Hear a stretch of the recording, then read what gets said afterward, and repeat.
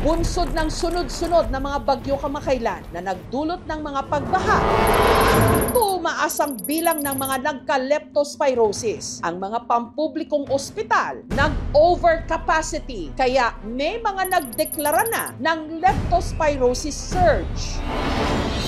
Pero ayon sa independent health reform advocate na si Dr. Tony Liachon, hindi lang daw leptospirosis surge ang dapat pagtuunan ng pansin ng gobyerno. Pati na ang tunay na ugat ng paglaganap ng sakit na ito na kung tawagin niya, kleptopyrosis. Pinagsamang mga salitang leptospirosis at kleptomania o hindi mapigilang pagnanakaw. Ayon kay Liachon, ninakaw kasi ang pondong dapat inilaan sa flood control projects. Hanggang ang Pangulo na mismo ang nainis. Sa mga nakikipagsabuatan upang kunin ang pondo ng bayan, hiya naman kayo sa inyong kapwa Pilipino.